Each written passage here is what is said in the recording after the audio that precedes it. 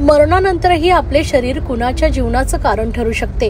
डोळे, किडनी, यकृत, हृदय यांसारख्या अवयवांचे दान ही केवळ एक वैद्यकीय प्रक्रिया नसून ती समाजातील सर्वात मोठी मानव सेवा आहे, असं भावनिक प्रतिपादन जिल्हा शल्यचिकित्सक डॉक्टर कैलास पवार यांनी ठाण्यात केले। राज्यभरात 3 ते 15 ऑगस्ट या कालावधीत सार्वजनिक आरोग्य विभागातर्फे अवयवदान पंधरवडा चळवळ म्हणून राबवली जात आहे। याच पार्श्वभूमीवर ठाणे जिल्हा सामान्य रुग्णालयात जनजागृतीसाठी विशेष उपक्रमांची सुरुवात करण्यात आली आहे। यावेळी रुग्णालयातील वैद्यकीय अधिकारी, नर्सिंग स्टाफ, स्वयंसेवी संस्था, महाविद्यालयीन विद्यार्थी आणि नागरिक मोठ्या संख्येने उपस्थित होते। अवयवदानामध्ये समाजाचा सहभाग वाढवण्याची गरज आहे। सध्या प्रतीक्षा यादीत हजारो रुग्ण आहेत, त्यांच्यासाठी प्रत्येक अवयवदानाचे मूल्य अमूल्य आहे, असेही डॉक्टर पवार यांनी सांगितले।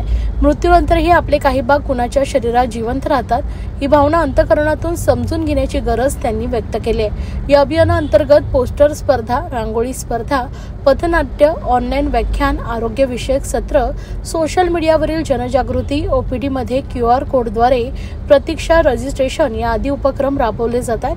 15 ऑगस्ट रोजी अवयवदात्यांच्या कुटुंबाचा सत्कार केला होणार आहे। हा केवळ सन्मान नव्हे तर समाजाला दिला जाणारा एक संदेशही आहे। मरणानंतरही माणूस जिवंत राहू शकतो। या कार्यक्रमावेळी जिल्हा शल्यचिकित्सक डॉक्टर कैलास पवार, अतिरिक्त जिल्हा शल्यचिकित्सक doctor Dheeraj Mahagade, doctor Mrinal Rahud, doctor Archana Pawar, social worker Shrirang Sid आदी मान्यवर आणि कर्मचारी मोठ्या संख्येने उपस्थित होते। अवयवदान ही वैयक्तिक जबाबदारी असून ती सामूहिक चळवळ बनली आहे पाहिजे। समाजासाठी, मानवतेसाठी आणि पुन्हा एका अनोळखी रुग्णाच्या जीवनासाठी हे पाऊल उचलाच आणि एक सामाजिक कर्तव्य म्हणून अवयवदान करण्याचा फॉर्म प्रत्येकाने भरावा, असं आवाहन यावेळी करण्यात आलं आहे।